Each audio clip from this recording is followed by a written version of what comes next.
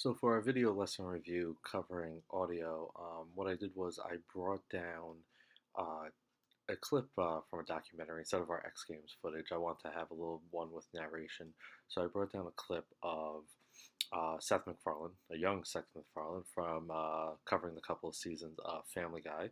Um, Footage is a little grainy, but it will do the trick. So I brought the clip down into my storyline, and here it is in blue. And notice how in Final Cut 10, your audio and your um, video is one clip together. They're combined. So one thing that you can do in Final Cut Pro, you really don't want to edit that. You want your audio and video to be separate. Even though you could see here, you can do some basic functions with it. There is a shortcut to this, and that is Shift Command and G. And if I hit Shift Command G, notice your video is now in blue and your audio is separate in green. Um, you can um, under clip here up on the top where I have my cursor between mark and modify, you have an option for detach audio if you so choose to do that. So that's a good tool to have. I mean, you should edit without your audio and your video combined. I really recommend that. Now notice as I'm hovering over my cursor here, you don't hear the audio, but you just see the video. That's because I turned off audio skimming. Right here, if I go between modify window, you have view, and notice skimming is on, so that's for video, but I turned off audio skimming. So notice the shortcut, if you have Shift and S, you can turn back on audio skimming if you want, or you can turn it off, vice versa. I'm leaving it off, obviously, for this tutorial. Also, when you are, it's good to note too, when you're adjusting some audio after we edit some of these audio clips, and you see that right here in the corner here, that this video, it has a line, the audio line shows that it's connected to this video. But it's also good when you edit it, you want to listen to it. Sometimes what I do is I disable my video audio just to watch it. So if I just want to listen to the audio to test it out, I hit the letter V, and notice how my clip has not been deleted, but it's darkened out. So now it's disabled. So I can just listen to the audio Peter, to test it out. And you can hear the audio in the background for a second there. And if I want to turn it back on, I click it and press V. Or vice versa. Maybe I don't want to listen to the audio and I just want to see how the picture size is and how it looks and all that. All right. So again, disable is the letter V, or again, you have that in a clip. You have disable right here on the bottom. So it's really good to note. So you have some audio, tools here to work with. It's good to note here on the bottom here, right next to your zoom where I have my cursor. It's good to know the clip height. You might want to, especially for audio, you might want to work with a larger clip height. Right here, it's a little low, so I might, and you can also drag it here. This helps too. Helps widen the clip, so I can see those waveforms right here in the green. You also can clip right here. You have different size clip appearance, so that helps. So I recommend, especially in audio, you really want to get in there, get zoom right in.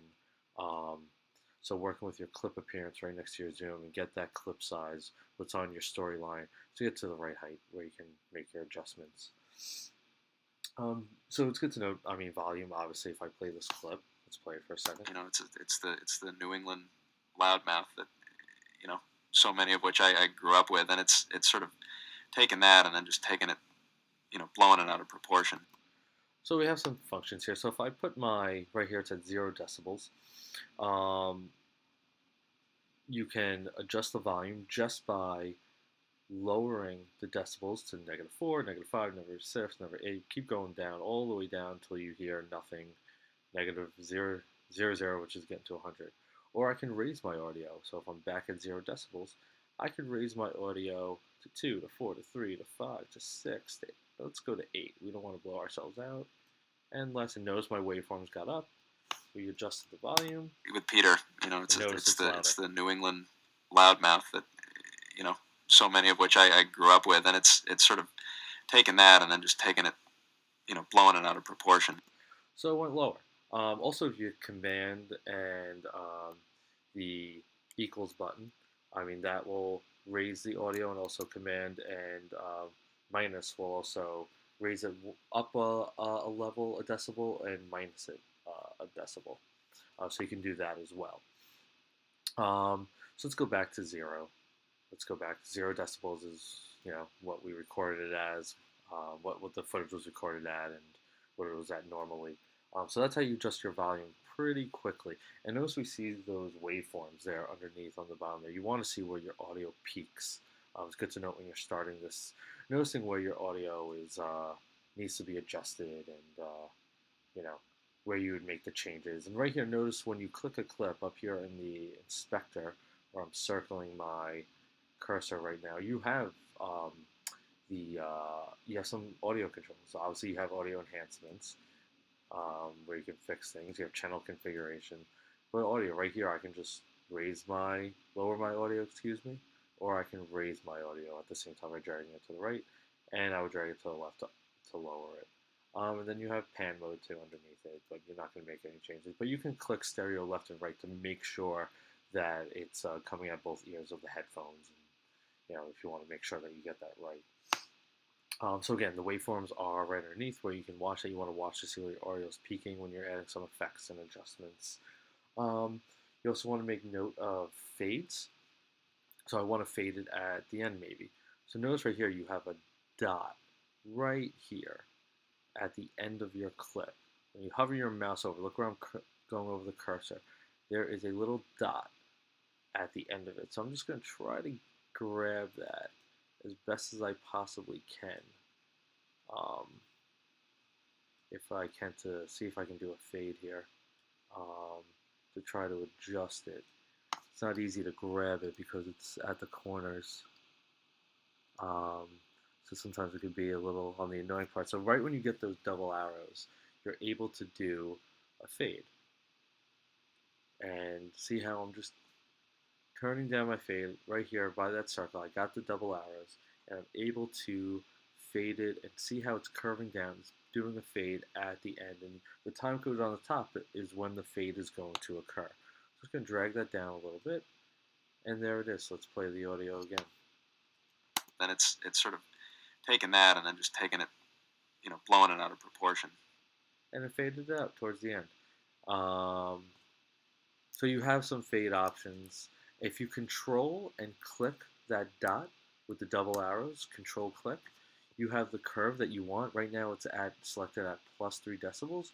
I want to change it to the S curve, and it changes the shape of the fade that you're doing. Or maybe I want to do a linear fade. Depends what you want to do and how you want to fade out your audio. Again, also it's important to note that keyframes can be added to any audio if you want certain parts to be lower than others. Sometimes keyframing can be a little smoother than fades because you can adjust it on your own. So option click will add a keyframe to, and if I move my indicator over, I did option click and notice the keyframe button came on. Let me do option click again somewhere else. Pressing option on my keyboard and clicking on the audio bar, and right there I got 2 keyframes that I can adjust. And if I click these keyframes, they highlight. I can just hit if I highlight one, hit delete, one will disappear. Also in my inspector, where I move my cursor to, I can, if I hit the plus button where I have my cursor circling right now, I can add a keyframe right there too. And then you have arrows too right next to that plus. I can move those arrows around. Look how it's bouncing around to all the keyframes on my audio bar, on my audio clip, excuse me. So notice if I have a keyframe highlighted, I can delete the keyframe just by hitting the X in my inspector too at the same time. So now with these keyframes, I can adjust them obviously, and now I'm going to hit the second keyframe, I'm going to lower it, and where the middle one, that's where it's raised. And let's play the audio. With Peter, so it starts level. It's the New England. It's going low. so many of which I and it grew just up goes with, and back up. it's sort of taken that and then just taken it, blowing it out of proportion. And fade out at the end. So there you go. So you have detaching your audio. Again, you have your volumes, your volume control. You have your waveforms to watch when it peaks. You have your audio fades, and then you have your keyframes to adjust your volume manually. And those are some basic audio tools when you're starting out and when you're editing a clip.